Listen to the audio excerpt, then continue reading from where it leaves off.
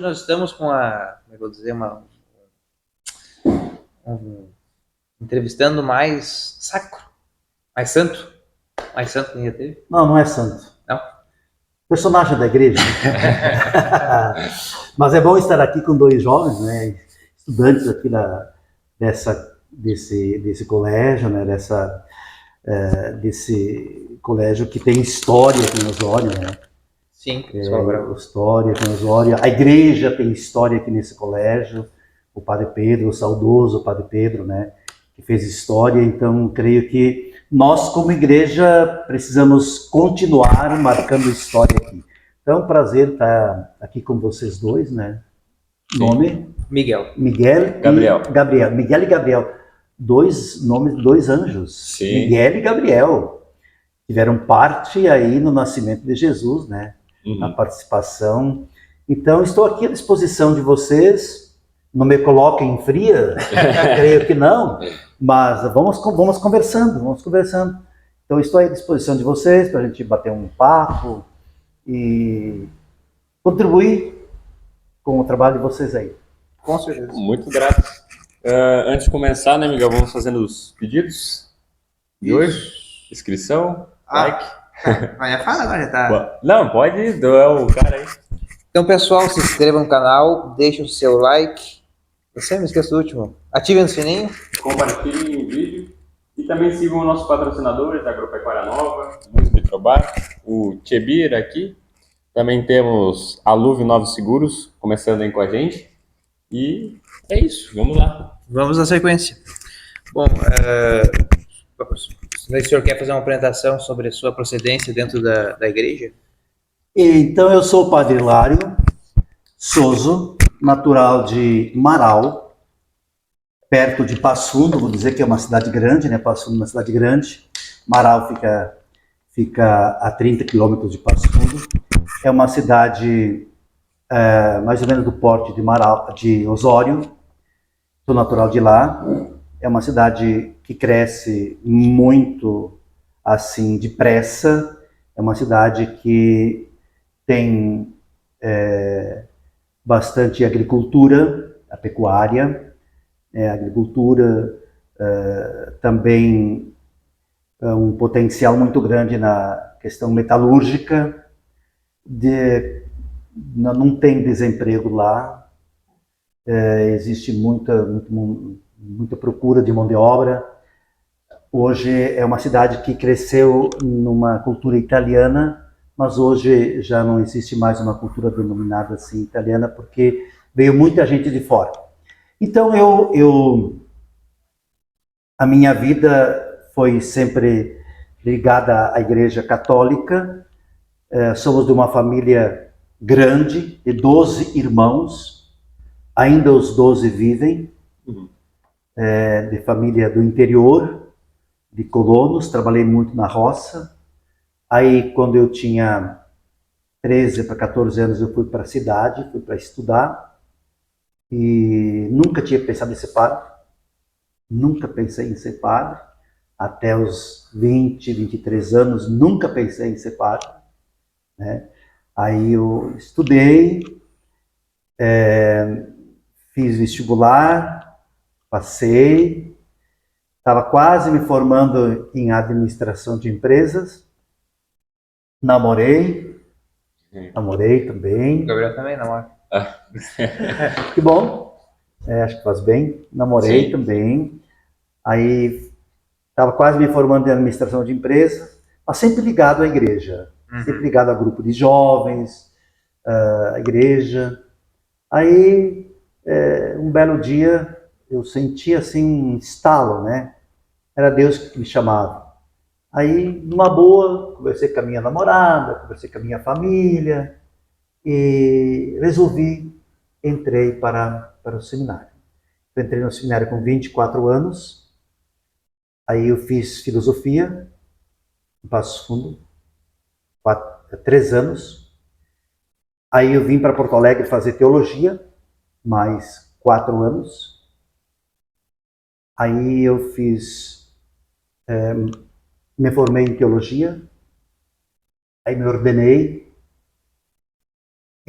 Final de 92, me ordenei em Marau, sempre a gente se ordena padre na cidade de origem. Aí me ordenei em Marau e fui trabalhar como padre, nos primeiros 2 anos de padre, em Santo Antônio da Patrulha, ligado à Arquidiocese de Porto Alegre. Em Santo Antônio da Patrulha, porque não era diocese aqui em Osório ainda.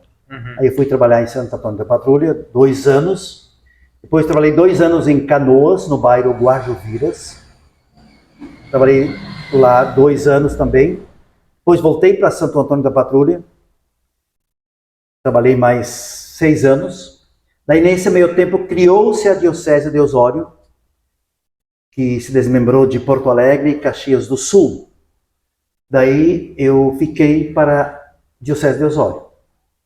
Daí, eu trabalhei, fui para Torres, trabalhei 4 anos em Torres, já como Diocese de Osório. Daí, depois de Torres, fui para o Cará, trabalhei mais 2 anos no Cará, e do Cará eu vim para Osório, que já fazem 16 anos, aliás, 15 anos que eu estou aqui em Osório. Um tempo? É um bom tempo que eu já estou aqui em Osório há 15 anos, vai para 16, agora em dezembro. Acho que depois do Padre Pedro, ele ficou 30 anos, eu acho que eu sou o padre que mais ficou aqui em Osório. Olha aí. Então, estamos aí trabalhando, gosto de Osório. Para mim, a melhor paróquia é sempre onde eu estou. O dia que eu saí de Osório, a melhor paróquia é sempre onde eu estou. Eu me dedico, trabalho. Então, estamos aí, né? Gosto do meu trabalho. Não me arrependo em nenhum momento de ter sido padre, de ter entrado para o seminário.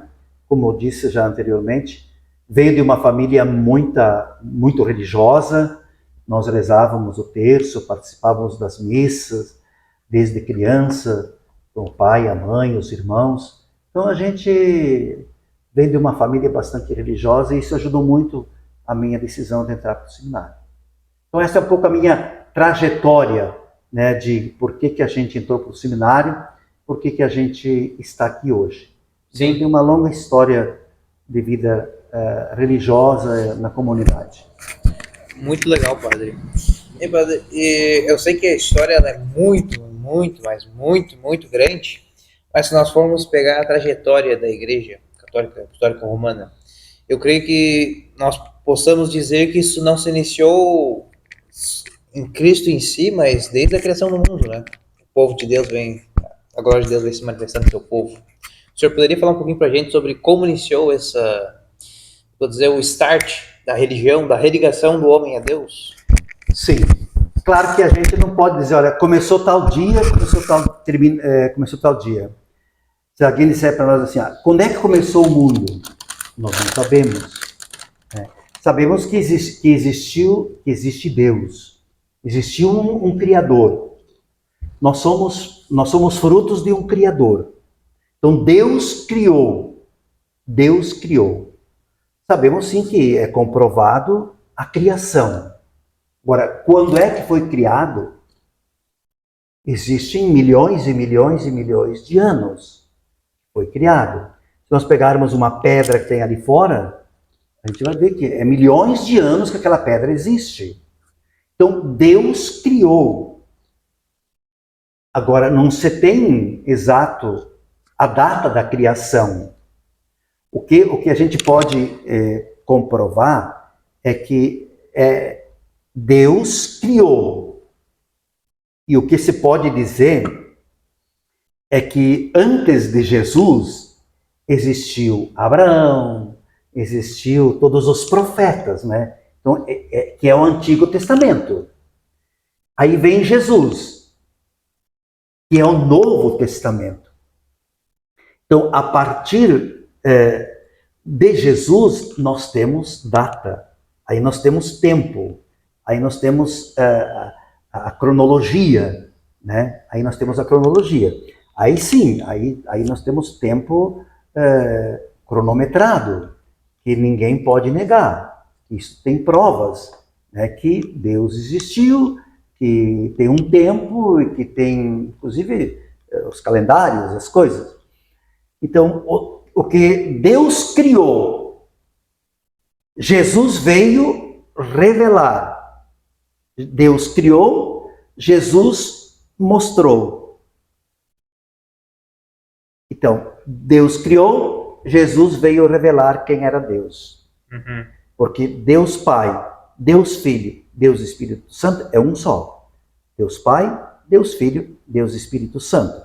Então, Deus criou, Jesus mostrou, e agora nós temos quem? O Espírito Santo. O Espírito Santo. Porque nós não temos Jesus. Jesus subiu ao céu, mas nós temos quem? Nós temos o Espírito Santo. Nós católicos acreditamos no Espírito Santo. Então, quando é que foi criado o mundo? Nós não sabemos.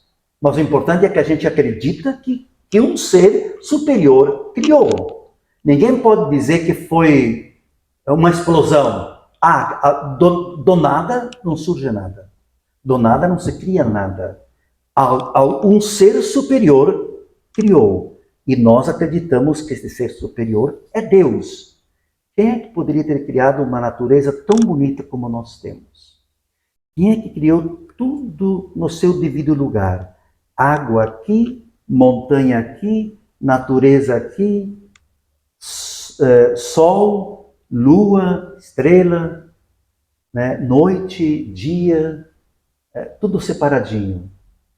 Não existe homem que possa criar isso. Só pode ter sido um ser superior. Então, Deus, a gente chama isso de Deus. Deus acima de tudo. Deus é tudo. Só pode ter sido Ele. Aí nós católicos acreditamos que Deus criou, enviou seu Filho Jesus. E este Jesus, Deus fez aliança conosco. E esta aliança Ele fez enviando seu Filho Jesus, que é o que nós celebramos esse dia, a Páscoa. Jesus Cristo. E o povo não acreditou. E o que deu? Mataram Jesus. O que é que nós festejamos esses dias? A morte, Sexta-feira Santa, a morte. O que foi a morte? O que foi a morte de Jesus? A morte de Jesus foi porque eles não acreditavam de que Jesus era o Filho de Deus. Eles não podiam conceber que Jesus fosse o Filho de Deus. Quando Jesus dizia que ele era o Filho de Deus, era uma blasfêmia que ele estava proferindo. Porque eles não acreditavam que ele fosse o Filho de Deus. Quando Jesus nasceu de Maria, e uma mulher solteira, e uma mulher pobre, para eles era uma afronta. Porque eles não conseguiam conceber. Eles esperavam o Messias. Eles esperavam o Filho de Deus, mas não da forma como ele veio. Eu sempre comparo que Jesus nasceu como que um fuquinha andando na contramão e só vindo caminhões grandes e o fuquinha indo contramão. Claro que iam esmagá-lo, né? Jesus nasceu de uma mulher pobre, camponesa, eles não acreditavam. Então sim, Jesus justamente nasce na contramão. Aí depois ele começa a fazer os milagres, começa a fazer as curas, e eles começam a perder o palco, começam a perder a clientela deles. Vamos acabar com ele. Vamos acabar com ele para ele não tirar o nosso espaço. Aí o que acontece? Vamos matar esse cara aí. Vamos matar. Aí quando mataram ele ressuscita, o que acontece? O que eles disseram lá nas últimas palavras? Realmente, que quando ele ressuscita, realmente ele era filho de Deus. E nós não acreditamos. As últimas palavras da crucificação, que ele ressuscita, o que ele diz? O que o povo diz? Realmente ele era filho de Deus. Nós não acreditamos. Então, Jesus veio ao mundo para selar a presença de Deus, Criador deste mundo que está aí, e mostrar que ele é filho desse que criou tudo. É isso que nós temos que acreditar. Que nós católicos acreditamos. É isso aí. Se tu quer dizer uma palavra. Não, é que aí entra a questão da fé, né? Senhor? Claro. É a questão de acreditar, né? Acreditar. Nós precisamos acreditar. Nós devemos acreditar. Claro que um acredita de um jeito, outro acredita de outro jeito, mas para um Deus é de uma forma, Deus de outra forma. Eu acho que é bom ter isso aí. Nós precisamos ter isso. Mas o importante é acreditar. O importante é acreditar. Eu refletia esses dias, ontem na igreja. Nós estamos na época da ressurreição. Túmulo vazio. Onde é que está Jesus? Onde é que está Jesus que não está mais no túmulo? Ele está onde? Ele está onde? Ele está lá no céu? Onde é o céu? Onde é que está Jesus que não está mais no túmulo? Dizer que ele está lá em cima é muito pouco. Ele está em ti, ele está em ti, ele está em mim, ele está em todo mundo. Se eu disser que Jesus está lá no céu, é muito pouco. Ele está em todo mundo. Se ele não está em todo mundo, eu estou negando que tu é parecido com Deus. Eu estou negando que tu é parecido com Deus. Eu estou negando que Jesus não é a nossa imagem e semelhança. Por isso que o mundo está em guerra. Por isso que o mundo está nessa desavença toda aí. Porque eu não consigo ver Jesus no outro. Na medida em que eu ver Jesus no outro, eu não consigo odiar o outro. Não consigo, no momento em que eu conseguir ver Jesus no outro, eu não vou fazer mal para aquela pessoa. Eu estou fazendo mal para Jesus, para Deus. Então, é isso que eu preciso ter fé, acreditar. Senão... Sim. Uhum. É isso, senhor padre. O senhor citou também alguma coisa referente à criação, né? Tem algumas... como é que... Acho que me fugiu o nome. Árvores genealógicas, né? Bem uma árvore na Bíblia. E elas datam mais ou menos entre 8 e 6 mil anos. De Adão, a Maria e a José. E os teólogos têm entre os teólogos e os cientistas tem uma grande discussão entre isso, né? Se a Terra tem milhões de anos, se a Terra tem poucos, 6, 7 mil anos, se ela foi criada em 7 dias ou são 7 períodos maiores. O próprio Agostinho já fazia uma crítica a isso, lá naquele seu tempo, né? Quanto se foi em 7 dias literais ou não foi. O que o senhor acha sobre isso? Quando você fala em números na Bíblia, é muito... não é exato. Não dá para dizer é matemático. Os números na Bíblia não são matemáticos. Eles sempre representam um tempo, mas nunca dá para dizer, olha, é exato. Eles representam um tempo.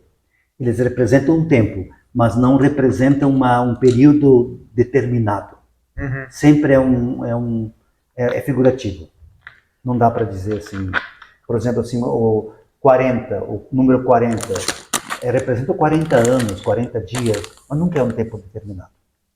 Então, sempre é questionável os números da Bíblia.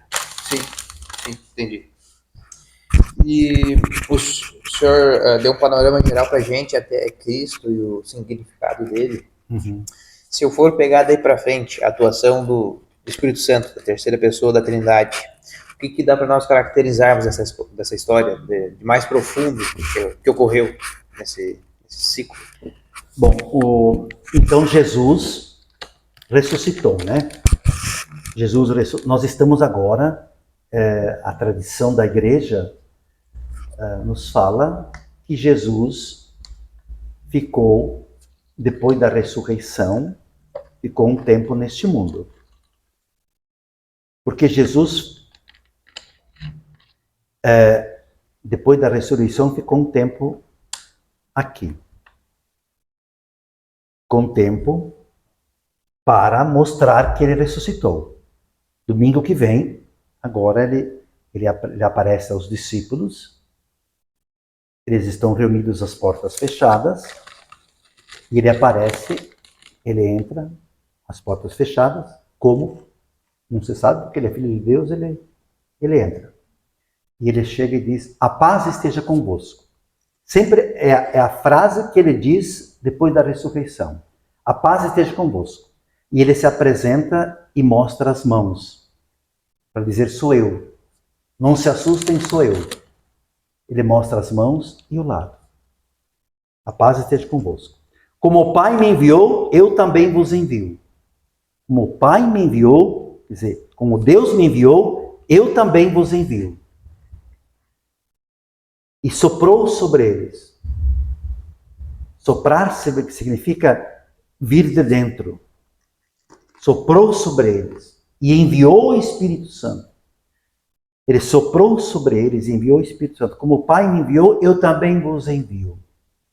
Ide fazei meus todos os povos, batizando-os em nome do Pai, do Filho e do Espírito Santo. O que ele disse para os discípulos? Abram as portas, saem, abram as portas, saem daqui. Digam que eu ressuscitei. Não é mais tempo de ficar aqui rezando. Não é mais tempo de ficar aqui com as portas fechadas. Saem. Digam que eu ressuscitei. Então os discípulos sofreram muito. Primeiro, por seguir Jesus, eles eram perseguidos. Depois, eles não acreditavam que Jesus tinha ressuscitado. Esses caras estão mentindo. Aí, Jesus ficou um tempo aqui. Depois, Jesus sobe aos céus. Aí vem Pentecostes, que é a vinda do Espírito Santo sobre os apóstolos. A vinda do Espírito Santo. É o Espírito Santo de Deus, que é a força. O Espírito Santo o que é? É a força. Quando tu dá um presente para tua namorada, tu dá uma flor para tua namorada. Uhum. Tu dá uma flor, a flor que tu dá para ela é o amor que tu sente por ela. Mas a flor não é o Espírito Santo. Mas o amor que tu sente por ela é o Espírito Santo. Então, a flor representa o amor. Então, o amor é o Espírito Santo. A flor não. O amor é o Espírito Santo.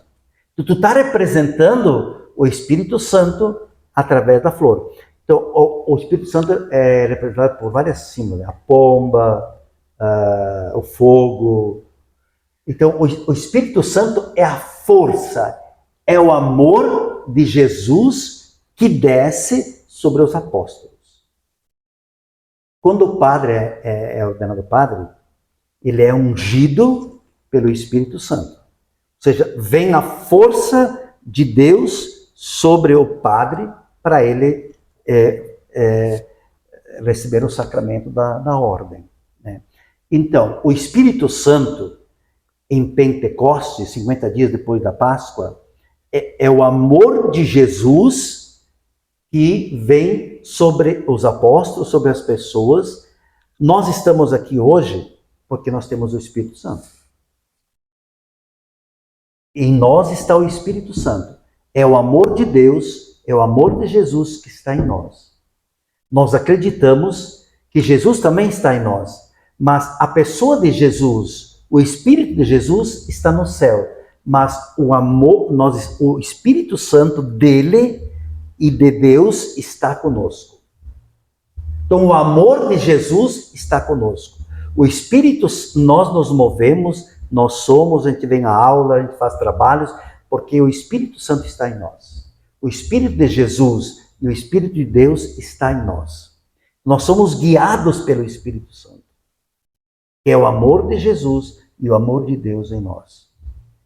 Então, depois que Jesus ressuscitou, ele ficou um tempo no mundo, na terra, junto com os apóstolos, para iluminá-los, e depois ele sobe aos céus, que chama-se ascensão, é subir, ascensão, sobe, e vem o Espírito Santo.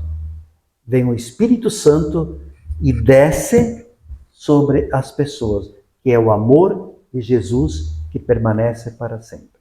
Então nós temos em nós o Espírito Santo, que é a força de Jesus que habita em nós. Quase um sentimento próspero. É? Uhum. É. Pode seguir, pode seguir. Senhor padre, e assim, como é que eu vou lhe perguntar? Os judeus, eles não aceitaram Jesus porque eles tinham uma certa expectativa quanto a ele, né? Quanto à sua interpretação das... Os judeus esperavam um outro Jesus. Tanto é que, por exemplo, assim, o que os judeus perguntaram para Jesus? Eles sempre queriam botar ele à prova. Né? Foram perguntar para Jesus assim, qual é o maior mandamento? Jesus, se nós pegarmos os evangelhos da Quaresma, e aqueles 40 dias que preparam a Páscoa, eles queriam pegar Jesus de qualquer forma. Um dia foram perguntar para ele assim, dize-nos qual é o maior mandamento. Jesus disse, o maior mandamento é amar a Deus sobre todas as coisas. Mas tem um outro. Jesus disse, tem um outro. Tem um segundo, que é igual a esse, que é amar ao próximo como a si mesmo. E eles nunca achavam que Jesus fosse dizer esse. Eles achavam que Jesus fosse dizer, não, é amar a Deus sobre todas as coisas. E terminou.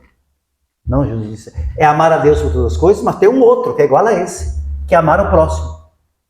E os judeus eram muito presos à lei.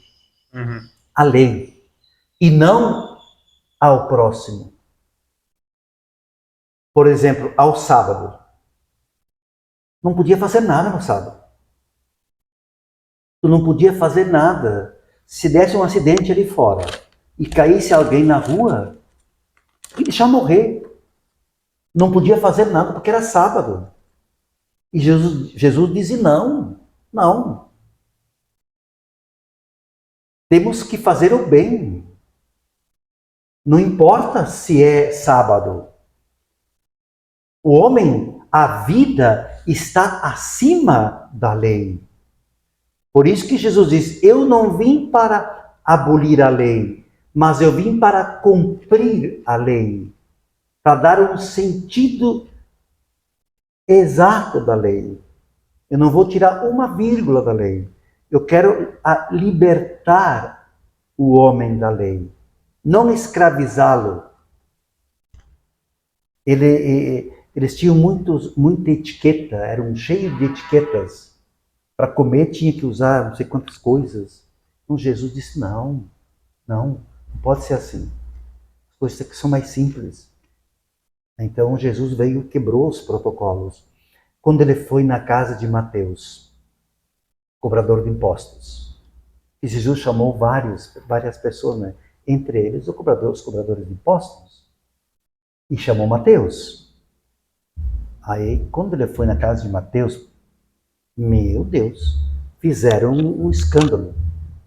E Jesus disse, mas eu não vim para os que não têm pecado, eu vim justamente para os pecadores. Não são os doentes que precisam de médico? Aí ficaram todos escandalizados. Quanto à mulher pecadora? Pegaram a mulher em adultério e levaram lá para Jesus para apedrejar. E Jesus disse, o que ele disse? Atire a primeira pedra quem não tiver pecado. Soltaram as pedras e foram embora. Aí Jesus não perdoou a mulher. O que ele disse? Ninguém te condenou? Mulher, ninguém te condenou? Não, Senhor. O que ele disse para ela? Nem eu. Vai e não peques mais. Vai e não peques mais. Então, é nesse sentido que Jesus batia com os judeus. E eles eram muito apegados à lei. A lei pela lei. E Jesus não. É a lei que liberta. A lei em favor da vida. Da vida. Este era o impasse de Jesus com os judeus. Sim. Não, agora, levando a outro assunto, com chegar aos jovens, né? Sim. Então, como que funciona, né, essas funções da catequese, a primeira comunhão, a crisma, que quando tu chega para dar a palavra, né, para esses jovens que são católicos, estão chegando também. Se eu quiser uma Palavra. batata, pega aí. Vamos comer. À vontade. Tu sabe que nós ainda estamos descobrindo métodos para se chegar a uma igreja jovem, que tenha mais jovens, né? Sim. Uma igreja que tenha mais jovens. Nós já temos mais jovens agora do que há 2 anos atrás, há 3 anos atrás. Hoje já, eu falo aqui para Osório, nós já temos mais jovens, domingo à noite, por exemplo, aqui na Catedral, nós já temos um grupo de jovens, 2, nós temos o Onda e um outro grupo de jovens que eles se reúnem aos sábados, então sábado de tarde, domingo de noite, a gente já está vendo mais jovens na igreja, mas precisamos ter mais. Mas é pouco, precisamos ter mais jovens. Uhum. Não é fácil você trazê-los, porque as nossas missas ainda não atraem muito a juventude. Por quê? A missa tem um rito, é aquele, ou é quase sempre aquele. Tu não pode flexibilizar muito o rito da missa. E os jovens gostam de Mais movimento. mais movimento. Então, teríamos que estudar uma forma aí. Mas a catequese, agora se está mudando o processo da catequese na diocese. Uhum. Você faz primeira comunhão e crisma junto. Ah, sim. 3 anos. Primeira comunhão que tu não para. Uhum. Tu começa com 10 anos e com 13 anos faz a crisma. Então, tu começa a catequese, é chamada o Discípulos de Emaús. Faz a caminhada, faz 3 anos junto. E faz a primeira comunhão e crisma no mesmo dia. Faz 2 anos de primeira comunhão, e o 3º ano crisma, e faz a primeira comunhão e crisma junto, no mesmo dia. Daí é um processo novo. Acho que nós vamos atrair mais gente. Sim. Mas eu confesso que nós precisamos trazer mais jovens para a igreja. Precisamos trazer mais. Sim, com certeza. E como é que eu vou formular a pergunta para o senhor? Nessa questão dos jovens, da juventude, são aspectos culturais que fazem esses jovens se afastarem da igreja? Ou é algum aspecto, eu não sei o que poderia afastá-los? Eles não têm mais fome e sede de Cristo? O que seria? Na visão do senhor, claro, vocês têm uma pesquisa sobre isso? Boa pergunta que você fez. Eu vejo assim que é um pouco familiar, é um pouco cultural, buscam outras coisas também. Eu vejo que há jovens que vão muito na igreja quando não tem missa, a igreja está aberta durante o dia, os jovens vão. Uma coisa que me chama a atenção bastante, assim, os jovens passam na frente da igreja e fazem o sinal da cruz, já é um bom sinal.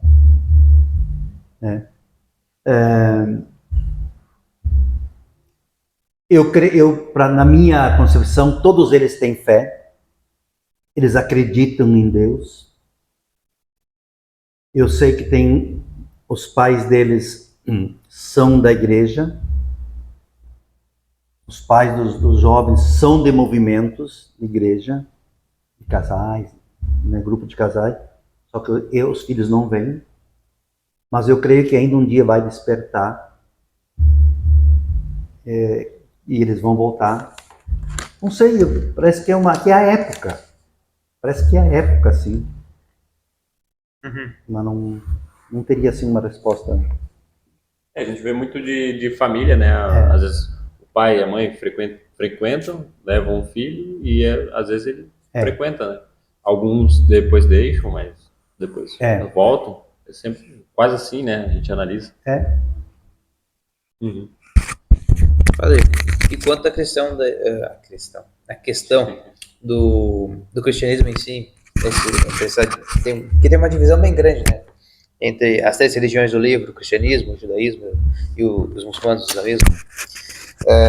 Ainda na intriga entre os judeus e os cristãos. Cristo, como é que eu vou dizer, quando Cristo deu esses 2 mandamentos, disse que estes são os mais importantes, ele consequentemente anulava os outros 10, como por exemplo o próprio sábado, ou não? Como funciona essa dinâmica disso? Não entendi bem. A lei de Moisés, a Torá, traz 10 mandamentos. Isso. Né? E quando Cristo foi questionado, ele alavancou 2, né? Amarás teu Deus com toda a tua força, todo o teu coração, tudo, e o teu próximo como a ti mesmo. Tá. Estes anulam os demais? Ou não? Como o mandamento do sábado, por exemplo? Se tu fores olhar, os 10 mandamentos se resumem em 2. Porque é assim, ó. Amar a Deus sobre todas as coisas e o próximo com a ti mesmo, os outros 8 são acréscimos. Porque o que é o outro? Não roubar, não levantar falso testemunho.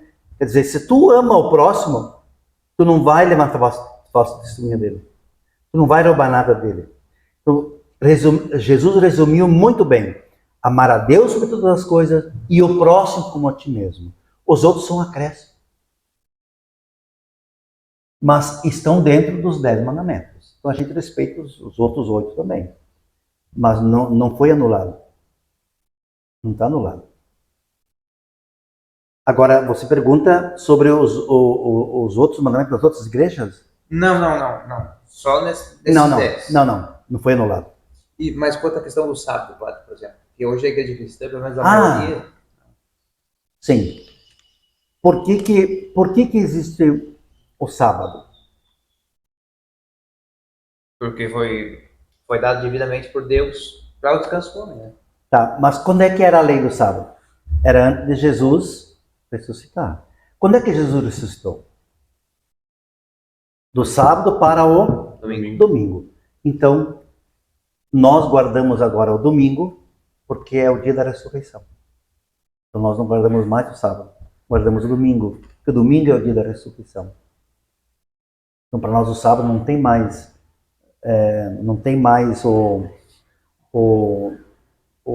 não é mais um mandamento, porque justamente Jesus ressuscita no domingo, do sábado para o domingo.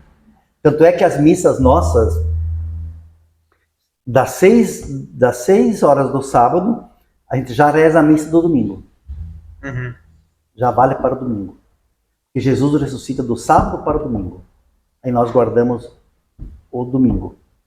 Sim. E no caso, padre, isso é uma questão, a tradição da igreja. Porque... É a tradição da igreja. E ela está no catecismo da igreja católica? Sim. É o catecismo da igreja católica. Entendi. E quanto aos muçulmanos? Como é que houve que os muçulmanos são uma região mais tardia, né? Do cristianismo. Como é que aconteceu o surgimento dessa nova religião, ou como eles dizem, da atualização da religião? Eu não atino ali. Mas é interessante também, né, a visão de pensamento deles. Eles seguem eles são muito mais conservadores, né? Verdade. Pois eles ainda não veio, o Cristo ainda não chegou, não veio. Sim. Eles esperam, né? Sim. Pois é, padre, o senhor falou uma palavra agora que me veio uma causa polêmica hoje dentro da igreja. Quantas últimas palavras do Papa Francisco sobre a bênção ao casamento homossexual, homoafetivo, essas coisas, o que o senhor pensa sobre isso? Há uma confusão de interpretação ali. Tá, vamos pegar aqui. Duas pessoas. Essas duas garrafas são duas pessoas. Vamos imaginar aqui, ó. Duas pessoas homoafetivas. O Papa Francisco diz que essas duas pessoas precisam ser abençoadas. As duas pessoas precisam ser abençoadas. Não a união das duas. Ele não quer dizer que a união dessas duas pessoas tem que ser abençoada. Elas, como pessoas, merecem uma bênção. Mas não a união delas. Mas elas precisam ser abençoadas. Aí que há uma grande interpretação. O Papa Francisco não está abençoando a união delas duas, mas a elas como pessoas individuais. Esta é a polêmica. A igreja nunca vai abençoar a união. Porque abençoando a união, ela está oficializando um casamento. E o casamento não se dá entre duas pessoas homoafetivas. É entre duas pessoas do sexo diferente. Sim. Então aí há uma grande confusão. O Papa pede que a gente abençoe a pessoa, as duas pessoas, mas não a união. Esta é a definição do Papa. Sim, entendi. É uma questão de Interpretação, toda uma interpretação em cima da tese, né? Uhum. Não é. Vocês são muito espertos, hein? Então, pois é. E quanto ao cisma do Oriente? Quanto àquela divisão entre a igreja do Oriente e a de Roma, o que nós podemos dizer sobre isso? Qual que é a principal diferença entre a igreja ortodoxa, católica ortodoxa hoje, seja a Rússia, seja... Aí uma divisão que vai perpetuar para sempre. Mas são grandes diferenças, assim? Aí não vai... E o catolicismo ali é muito pequeno. É mesmo? É. Ali é 3, 4%. E tem tendência a diminuir. Mas o que fez que ocorresse esse cisma, padre?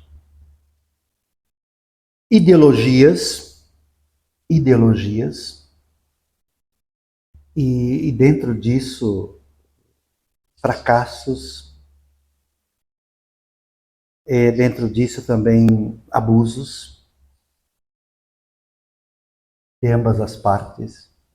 Hoje a igreja paga por muito sobre isso. Abusos. Em todo mundo tem abusos. A igreja dos Estados Unidos, por exemplo, paga milhões e milhões e milhões sobre abusos. Teve dioceses nos Estados Unidos que faliram, igrejas católicas, que faliram por causa de abusos, bispos e padres, abuso de crianças. E eu acho que está certo. Sim. O Papa mandou a sociedade civil condenar a igreja, deveu, pagou. O Papa está certo. Então, muito disso tem na Igreja do Oriente também.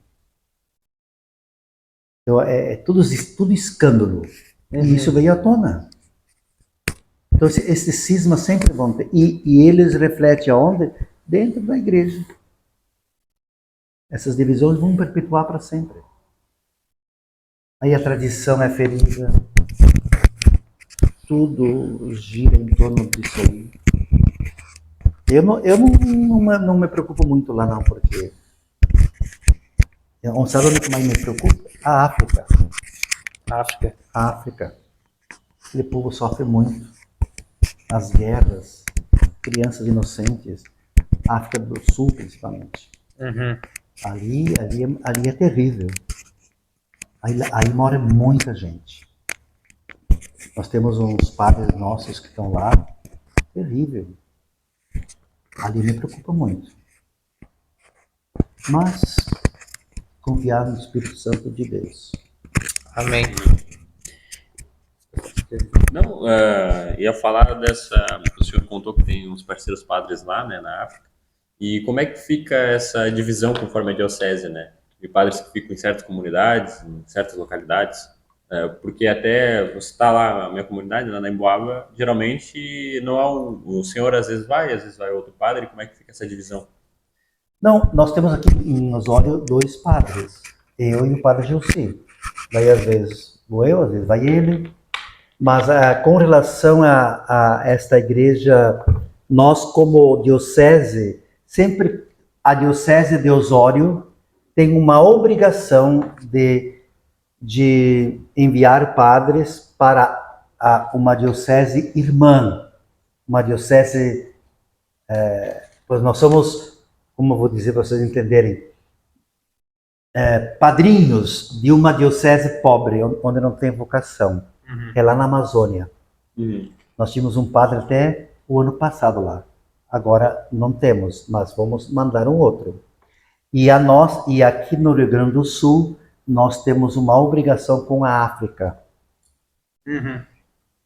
Tem 2 padres do Rio Grande do Sul na África. Nós já tivemos lá. Um padre nosso aqui, da nossa diocese na África. Padre que está em Imbé. Era a nossa vez de mandar, nós mandamos um. Porque lá tem, o Dom Gêmeo também, nosso bispo também vai seguido para a África, Moçambique. Ele vai para lá eles caminham um dia todo pedindo uma missa. Né? Então nós temos esta igreja irmã na África e na Amazônia. Então a gente tem mandar padres para lá, porque lá não existe, fica às vezes 2, 3 anos sem ter uma missa.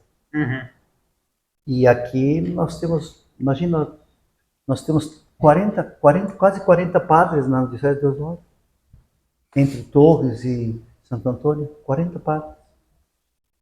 Se lá tem 1, 2 padres, como fosse todo esse território aqui. Então nós temos muito padre aqui. Sim. Né? Então a gente está bem. Mas aqui a nossa diocese de Osório tem 22 paróquias.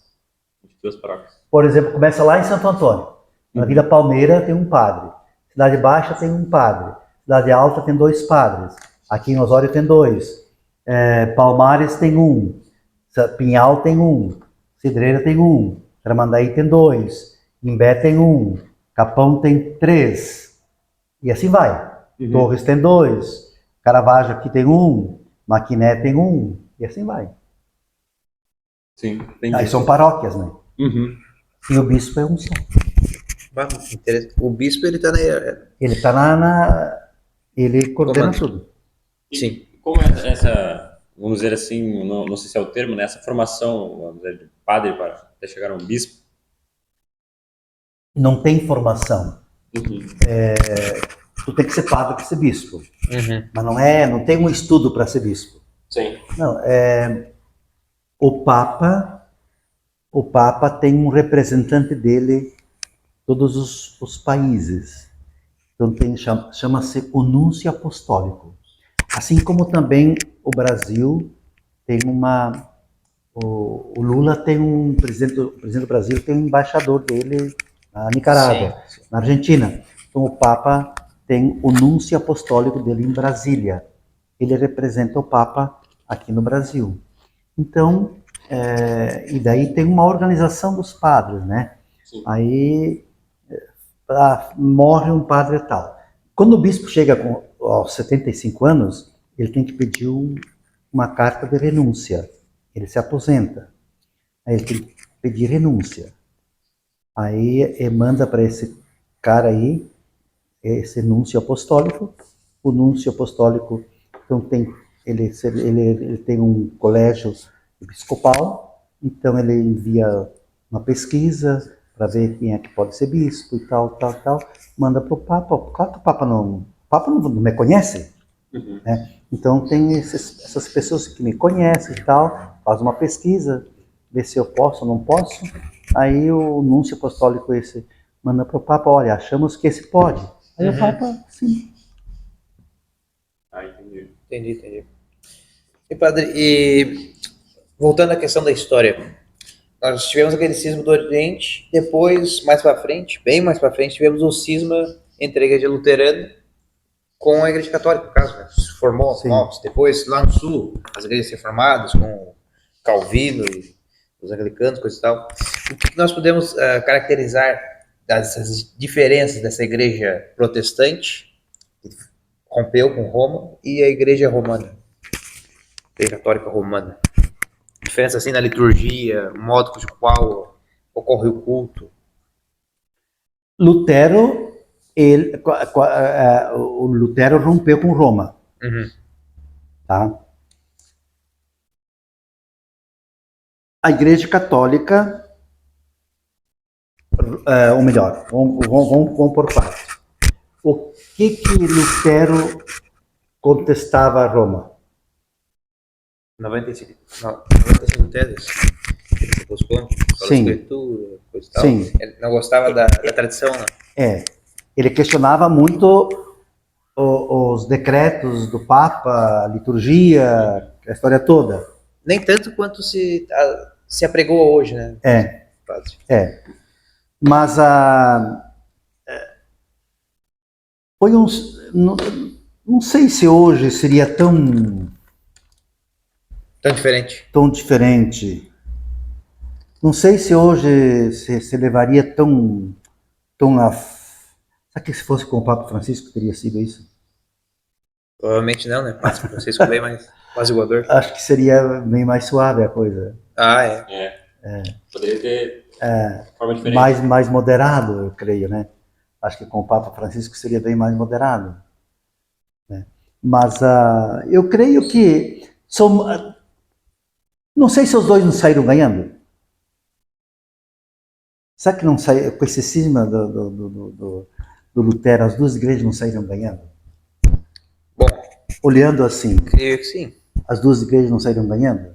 As duas evoluíram, né? As duas evoluíram. É nesse sentido que eu quero dizer, que as duas igrejas saíram ganhando, tanto a luterana quanto a católica. Uhum. Né? E eu acho que as duas evoluíram. Nesse sentido que eu quero fazer essa análise. As duas igrejas saíram ganhando, tanto a luterana como a católica. E no sentido assim de evolução. Eu não tenho conhecimento da evolução da luterana. Uhum. Né? Mas eu creio que a Igreja Católica sim, porque o cisma foi em 1516. 516. Foi bem. Depois veio Vaticano I, mas veio bem Vaticano II, veio bem depois. Porque a Igreja Católica ficou muito adormecida em quantos anos? Porque a Igreja Católica só foi acordar mesmo depois do Vaticano II. Sim. Foi em 62, 64. 1962, 64. Que foi a grande virada da Igreja Católica, foi o Concílio Vaticano II.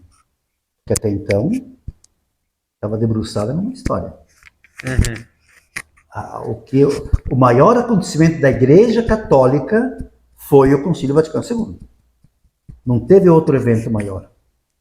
Onde o padre saiu de rezar missa em latim, saiu de rezar missa de costas para o povo, Uhum. as mulheres de véu, da história toda, né? E então em língua portuguesa, e senão ninguém entendia nada. Por que ainda hoje a gente vê algumas pessoas, mulheres, na igreja com o terço? Eu não entendi nada que o que os padres rezavam. Então ia na igreja e rezar o terço. Não se entendia nada. Então rezava e rezava o terço. O padre rezava e rezava o terço. Agora não.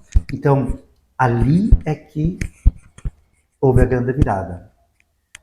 Mas, voltando à pergunta, eu vejo que as duas igrejas ganharam e as duas evoluíram. A Igreja Católica dormiu muito em cima de um passado.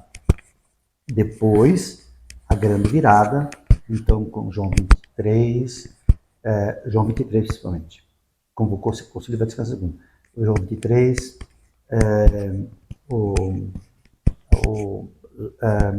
Paulo VI, depois agora com o Papa Francisco.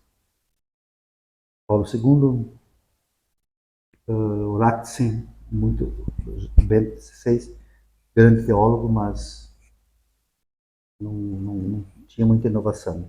Sim. Mas mais o Francisco. O nosso objetivo agora, nosso medo é quem virá depois dele. Você vai ter a mesma linha dele ou não. Mas a Igreja Católica evoluiu muito com esse Papa. Muito. Uns dizem que não. Acham a Igreja dividida. Sim, tem. Politicamente. Politicamente. Dizem que a Igreja tem os comunistas e outros que tem... Aí quando dizem comunistas, 2 partidos, né? Sim. Direita e esquerda. Aos que não gostam da CNBB, Conferência Nacional dos Bispos do Brasil, pois diz que a CNBB tem um partido. Então, eu não gosto de falar nisso, mas acho que não é nada disso.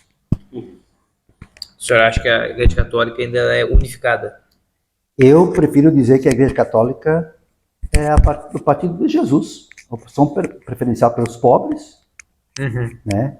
E hoje, quando se fala de pobre, é pobre de espírito. Sim. Para mim, uma pessoa pode ser rica e pode ser pobre de espírito. Sim.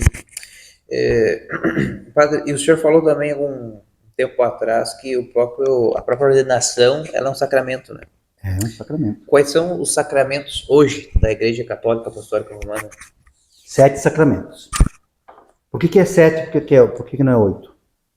Porque 7 é o número da perfeição. Nós falávamos bem no início, não sei se foi, acho que foi antes da gravação. Deus criou o mundo em 7 dias. 7 é o número da perfeição. Então existem os 7 sacramentos da Igreja Católica. Batismo, Eucaristia, confissão, crisma, matrimônio, ordem, a unção dos enfermos. 7. 7. Então, o batismo é o início de tudo. Eu não posso receber nenhum outro sacramento se eu não for batizado. O batismo é a porta. É a porta. Então, é o batismo. Depois, na verdade, na ordem seria o batismo, a confissão. Confissão, porque eu não posso receber a comunhão e crisma se eu não me confesso. Então, tem a confissão, batismo, a confissão, a Eucaristia, né? Eucaristia, a crisma, matrimônio, ordem, que é do padre, e a unção dos enfermos, que a gente dá aos doentes, ou quem está assim, doente, mal, uma pessoa que vai fazer uma viagem, uma gestante, está em perigo, coisa assim. Sim. 7 sacramentos. Os judeus dizem que 7 é o número de Deus. É o número de Deus, o número da perfeição. Eu sou acompanhado do número 7. Os números aí. Número de telefone, um monte de coisa. Tem. Mas eu ia perguntar quando vamos dizer, o senhor vai realizar um casamento, esse casal ele tem que ter feito a crisma ou para poder ser ele tem que ser batizado e ter a primeira comunhão. Exige também agora o crisma. Se não tem, a gente vai encaminhando. Sim. Eu já vi casos que a pessoa não tinha, ele faz tipo um curso, né? Dá uns encontros assim, das pessoas mais de idade. Eu tava pensando no casamento, Gabriel. Não, tá. Parceria. Padre, tem uma coisa que eu tenho que perguntar pro senhor aqui, ó. Gabriel, batizado, fez todos os sacramentos que precisa fazer e poligâmico o relacionamento dele. Tem umas 3 namoradas. Mas ele é moribom. Não vai dar dele. Tu tem namorada? Eu não. Ainda? Não. Solitário. Agora você tem que estudar. Viu? Estudem agora, aproveitem depois, sempre há tempo de... Mas como é que é a situação do padre, né? Porque quando ele vai efetivamente ser um padre, ele deixa tudo, né? Sim, Em questão de amor, efetividade, sim. tudo. E isso já se torna normal, assim? Como é que foi pro padre na sua decisão, né? Seguir Sim. essa carreira? Para mim é normal, foi normal. Uhum. A gente se envolve tanto, tanto, que eu já deixei a família, assim, hoje eu não tenho mais pai nem mãe, né? Uhum. Mas eu tenho 12 irmãos ainda que vivem, né? Mas eu achei mais falta, assim, foi dos amigos, sabe? Mas depois tu vai conhecendo outras pessoas e tal, a gente se envolve tanto que eu passo a ter bastante amigos e amigas aqui que Sim. eu não sinto mais nem saudade de ir para casa. Que legal. O senhor fica aqui, né? Fico aqui. Eu acho que até com as questões do senhor realizar as missas e tudo, são Sim, pessoas que o senhor conhece no dia a dia. O cara não tem né? tempo para nada. Uhum. Eu tenho uma chacrazinha aí no Capão da Areia, Uhum. mas dificilmente vou lá porque se me envolve. Sim. Sim. E, padre, e uma dúvida minha agora aqui, dando bem o assunto. Eu nunca li a Suma Teológica do Tomás de Aquino, mas dizem... É um das melhores bibliografias que nós podemos ler. Dizem que lá tá a prova que Deus existe. Sim. É verdade? É. O que o senhor conseguisse explicar? É um conjunto, né? É um romance. É um romance, como é que alguém disse para mim uma vez? É um romance que tu vai te encontrar com a noiva para a noite de núpcias. Alguém disse para mim assim. É um romance que no final tu vai desposar a amada. Uhum. A Suma Teológica. Vale a pena ler. O senhor Eu leu li. várias vezes já. Eu não li uma vez. Uma vez. Uma vez. Eu estava no 3º ano de teologia. Que legal. Dá preguiça, dá vontade de desistir. Já, mas... Ele é escrito em linguagem de um Sim, romance mesmo. É um romance, sim, é um romance. Aí eu tenho que ir anotando, porque como é muitos, aí tu acabava esquecendo, aí tem que ir anotando, né? Sim. Os tópicos. Os tópicos, assim. Perguntando os tópicos. Não sei se quer fazer alguma pergunta. Pode seguir. Padre, quanto às Bíblias, né? As três principais vertentes hoje do cristianismo, que são o catolicismo romano, o protestantismo e o catolicismo ortodoxo, possuem Bíblias diferentes, né? A própria Igreja Católica tem traduções diferentes, né? Sim, que vão partir uma da Vulgata, outros textos originais. O que nós podemos dizer sobre essas Bíblias? Todas são inspiradas divinamente? Sim. Tem perfeições? Hoje eu diria que dentro da Católica a melhor edição é a de Jerusalém. É uma das melhores. Para estudo. Para estudo, dentro da Católica, a melhor é a de Jerusalém. Existe para estudar com leigos a Bíblia pastoral. Uhum. Pastoral. A edição da CNBB também é boa.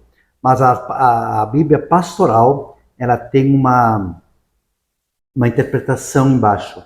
Tu lê o versículo aqui e embaixo tem a explicação. Sim. Agora, para nós estudar assim, com alunos assim, de teologia, a de Jerusalém é a tradução melhor. Sim, entendi. Eu pergunto ao senhor quanto, por exemplo, a que mais tem livros é a Bíblia ortodoxa, né? Quanto a estes que são chamados deuterocanônicos, como é que eles sempre estiveram lá ou Sempre foram tiveram, acrescentados? sempre estiveram lá. Sempre estiveram? Sim. Desde nunca foi acrescentado, agora vamos acrescentar mais livros. Não. Porque isso aí se tornaria muito, sem muito valor, né? Uhum. Sim. Agora tem umas Bíblias aí que... Sim. Algumas traduções. para vender. Para inventar uma Bíblia juvenil. Nada a ver. Bíblia para crianças, também nada a ver. Eu gosto muito da tradução ecumênica. Sim. Tem uma biblioteca ali, baita de uma Bíblia, coisa mais linda. Na nossa aqui, né? Muito, Sim. muito bela. Até essa literatura antiga parece que é muito mais bonita do que a moderna, né? Eles têm umas ilustrações, né? Muitas ilustrações, a capa bem feita. Uhum. Bom, a Bíblia dos anos 60 está em estado quase novo ali. Uma maravilha. As novas aí, 2 meses de uso já está Sim. a capa esgotando. Bom, não sei se tu vai querer abordar mais um ponto Eu importante. estava aqui, eu vi a reportagem, né, do jornalista, até puxei para ti, que teve agora, esse final de semana, a Via Sacra, né? Sim. Que sempre acontece aí no Morro. O senhor esteve presente? O que o senhor Eu não acha? estive porque choveu, Uhum. aí eu não pude subir a morro, mas o outro padre foi. Sim. Mas uma pena porque choveu, né? Então se esperava ali umas 4, 5 mil pessoas, e acho que foi umas 1.000 e pouco, acho. Mas todos os anos é uma tradição aqui em Osório, né? Uhum. Muito, muito encarnada na religião do povo. E não deixa de ser um momento importante, né? Sim. E até independente de religião, é um evento muito, muito tradicional aqui em Osório, a subida do morro. Um grupo de teatro da própria prefeitura Uhum. que se organiza, ensaia, faz direitinho, e foi sexta-feira. Mas nós tivemos na paróquia ali a preparação do Tríduo Pascal, também foi muito, muito participativo. Quinta, na instituição da Eucaristia. Sexta-feira, a leitura da Paixão, tivemos uma procissão também na redor da praça. E sábado a missa das missas, né, que é a missa da Vigília Pascal. Uhum. Muita gente. Domingo também, ontem, as 2 missas, a Catedral sempre esteve cheia. Foi um ano muito bom, com muita participação este ano. E o Caravaggio também tinha muita gente também. Foi muita gente nas missas na semana. Que bom, o povo está voltando. Teve essa questão também da pandemia, né? Que afetou um pouco, né? A pandemia afastou um pouco, agora o pessoal está voltando. Uhum. Que bom. Então, estamos caminhando para o final. Isso. Se o senhor quiser deixar uma mensagem aí em relação à catedral também. Eu agradeço vocês por nos ter convidado. Sempre que vocês quiserem, lembrem da gente. Se tiver tempo, a gente está aí. Agradeço os que estão acompanhando a gente. Nosso abraço. Precisarem da gente, estamos aí. E estamos aí sempre para somar. Para dividir, nunca me chamem. Para somar, sempre.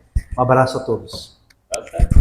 E não se esqueçam, mais uma vez, de se inscrever no canal, ativar o sininho, deixar o like. E quem deixar o dislike, aí a coisa vai ficar feia. O que vai acontecer, padre? Uns 500 anos de purgatório para quem deixar o dislike, no mínimo. Não vão deixar não. Tá ótimo. Vamos pro céu. Obrigado, gente. É isso aí, pessoal.